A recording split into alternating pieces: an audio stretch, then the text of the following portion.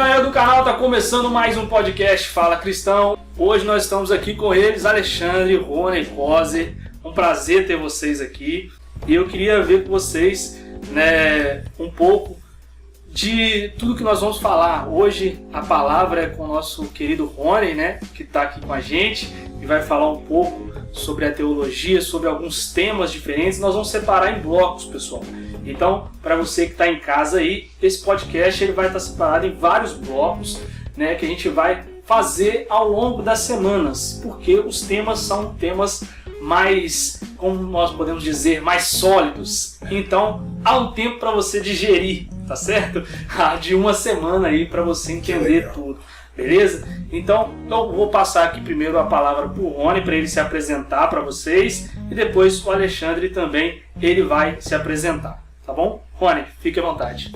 Obrigado, Diogo. Satisfação enorme estar com você aqui mais uma vez. É a segunda, que a gente tem a oportunidade aqui de estarmos juntos para conversar um pouquinho sobre temas teológicos. Hoje, abrindo um pouco mais o nosso campo de abordagem, vamos dizer assim, abordando temas também sociais, sociológicos. Acho que, claro, sempre em relação aí com a teologia também. Acho que é muito bacana a gente poder conversar sobre os temas que estão propostos e aproveitar, Diogo, para dizer da minha alegria. Estou aqui ao lado de dois grandes amigos, Diogo, Alexandre Garcia, são dois brothers, dois irmãos em Cristo, e estou muito motivado para esse momento, sempre aqui no desejo sincero de poder contribuir, reflexões e gerar reflexão, entendendo que a reflexão ela contribui para a nossa prática, para o que fazemos no cotidiano, no dia a dia, e sempre buscando esse melhoramento. É isso aí. Queria ver agora também o nosso querido irmão Alexandre também, para falar um pouco de quem é você, uma figura nova aqui no nosso podcast. É isso aí. Fala pra gente quem é você, o que você faz. Beleza. Olha só, galera, eu quero agradecer essa oportunidade. O Rony é um amigo de longas datas.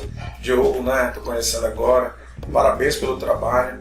Eu sou sociólogo, sou teólogo, e espero poder contribuir de alguma forma, com os temas que nós iremos abordar aqui. É um prazer estar aqui. Que Deus possa abençoar a todos. Então vamos aí para os primeiros temas, que o pessoal já elaborou aí. Nosso Rony hoje que vai trazer esses temas para a gente.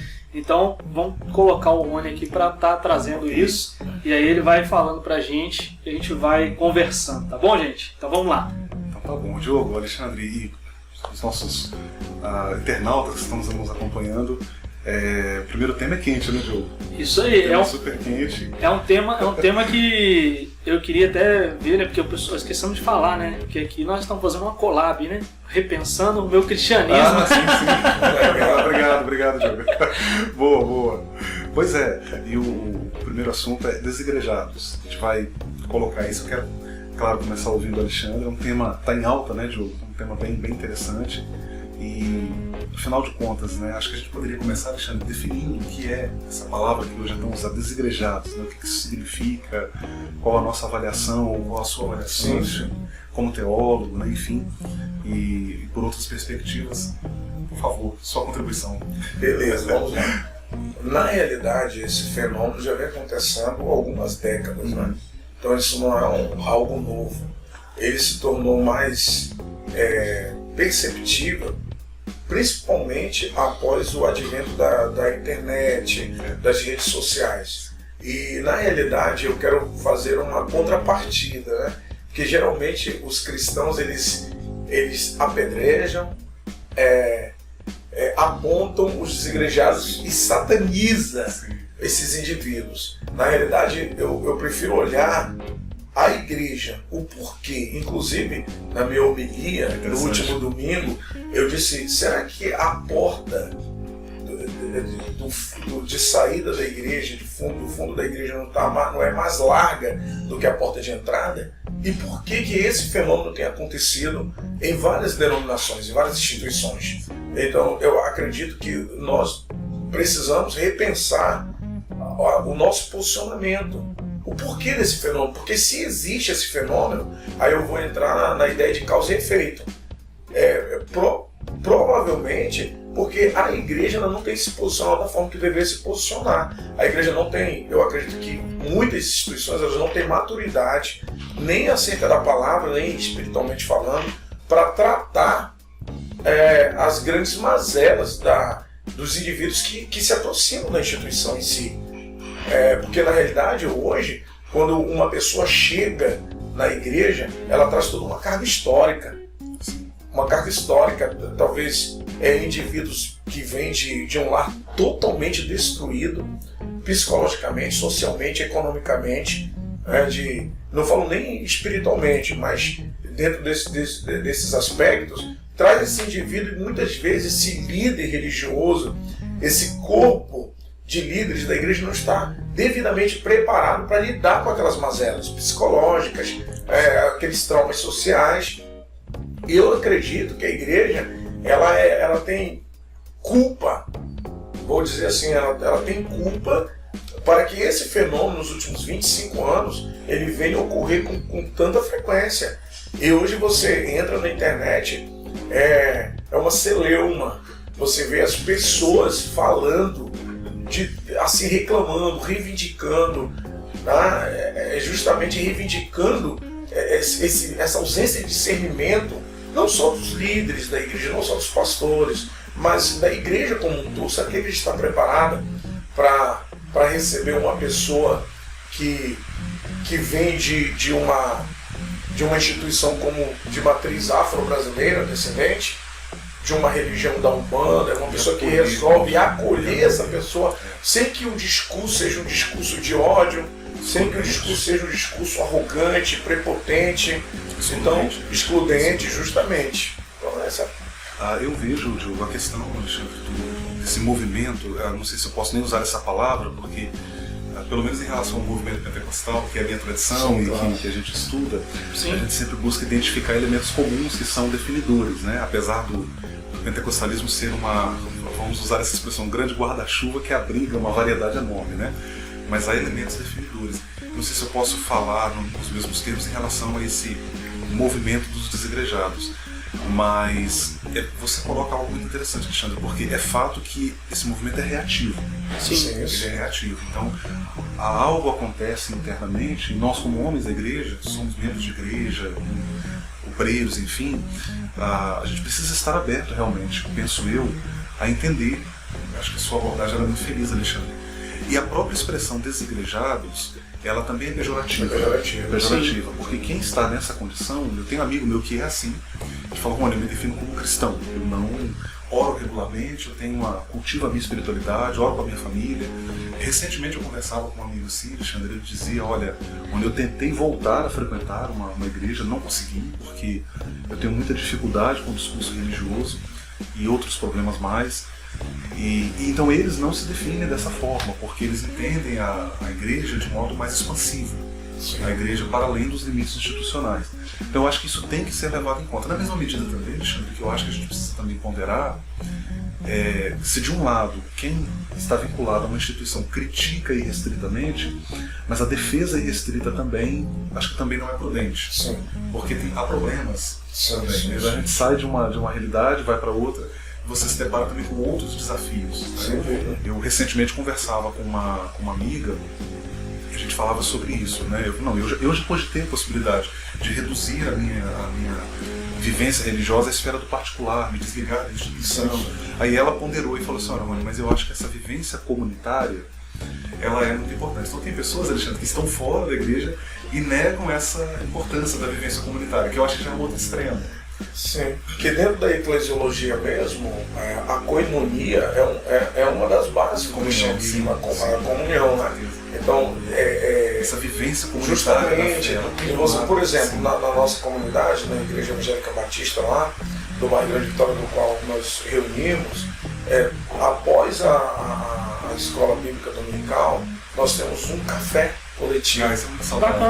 E que ali você conversa assuntos do seu trabalho, do seu dia a dia, algo extremamente informal, que sai daquela atmosfera litúrgica formal, e entra naquela questão humana. Eu acredito que alguém me chamou certa vez, você é muito humanista, né? A pessoa sem saber de fato o que significava esse movimento que nós estudamos lá na filosofia, né? E também na sociologia, mas eu disse, mas eu sou humanista por quê? Porque eu estou fazendo um café depois da EBD, né? Na realidade... As pessoas estão tão acostumadas, Diogo, com esse padrão, né, tão pesado, sim, institucional pesado, que o próprio crente estranha quando você resgatar valores, né, como humanidade. E quando acaba ali a escola bíblica, nós temos aquele momento de comunhão, aquele momento em que você pergunta, e aí, como foi no seu trabalho? Alexandre, hoje eu estou inspirado aqui, Diogo, não para apresentar soluções, eu quero problematizar. Vamos lá, eu quero problematizar. Eu esses dias conversando com uma pessoa sobre isso, eu falei para ela, olha, e ela defendendo a instituição e tal, eu falei assim, olha, eu vou colocar uma questão aqui, o que eu vou fazer com os nossos internautas aqui, Diogo, se você fique à vontade, fique à vontade. E eu vou colocar isso aqui, porque aí a gente vai e volta, né? Sim. A vivência comunitária da fé é saudável, eu sou prova disso, porque a minha formação toda ela é devedora a essa vivência comunitária da fé, foi absolutamente saudável para mim em muitos aspectos, mas de uma certa altura da minha vida em diante foi extremamente adoecedora também, e muita gente está vivendo esse processo, sem dúvida.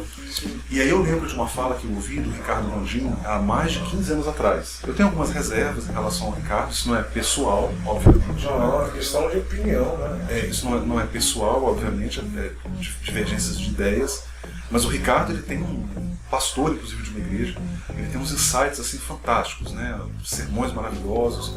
E ele num evento aqui, Diogo, no estado, ele veio a convite da Faculdade Unida. Eu me lembro. Acho que uns 15 anos atrás ou mais. Sim. E na época, Alexandre, ele falou uma coisa que ficou na minha memória. Ele disse assim, as igrejas evangélicas, elas deixaram de ser comunidades terapêuticas e tornaram-se comunidades adoecedoras das pessoas. Sim. E isso é um fato constatado hoje. Sim. Então eu trago isso para essa discussão nossa, é uma problemática. Sim, às vezes a gente julga a pessoa que rompeu com a instituição, rotula, desigrejado, a gente percebe essas caricaturas na internet. Um colega meu esses dias postou no Facebook, né? Porque todo desigrejado, a primeira coisa que ele critica é não dar o dízimo. Então, essas bobeiras que a gente lê, são muito pobres, porque o que mais tem é crente em instituição que não dizima. Sim, né? Rony, uma coisa que eu queria até pontuar aí, e que eu acho que é bacana talvez trazer para a conversa, é sobre a questão de quando começou esse movimento. Porque a igreja evangélica ela cresceu muito de um tempo para cá, a um ponto que ela virou até popular, né? Todo mundo praticamente quer ser, né? 80, 90, cantores. Então, assim, eu queria que vocês conseguissem desmembrar um pouco mais isso na questão assim de quando começou essa questão de popularizar demais o gospel, vou colocar até a palavra que acho que ficou mais palpável, né? Ficou mais conhecida e tal, uma referência, para que vocês pudessem me falar um pouco mais sobre isso, porque talvez o movimento dos igrejados também cresce com isso, né? Pela falta da raiz doutrinária ou teológica ou cristã, aí defina como vocês queiram. Veja, Diogo, eu quero ouvi-lo, Alexandre, porque é um sociólogo também. Eu vou tentar explicar isso do ponto de vista sociológico. Sim. Eu acho que esse movimento ele tem que ser entendido não só teologicamente, Diogo, ele tem que ser entendido sociologicamente também. Eu vejo esse movimento como um movimento que é um herdeiro direto da pós-modernidade. Sim. Porque uma característica da pós-modernidade, Alexandre, meu pensamento aqui é baumaniano, ele vai dizer o quê? Que na modernidade líquida, a ideia de Bauman, né? As instituições estão derretendo. Sim. Então é evidente, o crente não enxerga isso, Diogo. O crente ele se recusa a isso. Mas é fato que as instituições, e Bauman é ousado, né? Ele vai dizer que até o próprio Estado está derretendo, né? Então não há como negar que a instituição evangélica está derretendo. Você olha, por exemplo, a Assembleia de Deus, que é a minha denominação. Você vê igrejas históricas vazias, completamente vazias. Igreja para 1.000, 2.000 pessoas sentadas, você passa, tem 20 pessoas num culto de ensino. Então, claro, estou citando um exemplo pontual, há muitas outras formas de perceber esse derretimento, né? O desgaste institucional, o fracionamento, as divisões, os conflitos, né? A evasão que a gente percebe hoje das denominações, a migração de uma denominação para outra, né? Você vê que o evangélico ele migra demais, ele sai de uma igreja, vai para outra, ele fica naquele trânsito religioso, sim. que eu acho que são sinais desse derretimento. Então, Por exemplo, aqui na minha região, onde eu moro, isso aqui já assim, me permita colocar, é bem pessoal, né? Por exemplo, aqui na região, eu sou membro de uma igreja. Uma vez eu até tive uma conversa com o meu pastor sobre isso. Eu falei, pastor, se por acaso eu me desencontrar com o Senhor aqui e entender que eu não consigo mais ficar aqui na minha região eu não me vinculo mais a nenhuma igreja. Eu prefiro ficar em casa e reduzir a minha espiritualidade à esfera do meu particular com a minha família do que me vincular a uma igreja aqui. Ele me perguntou por quê, mano? Eu falei, porque é um padrão.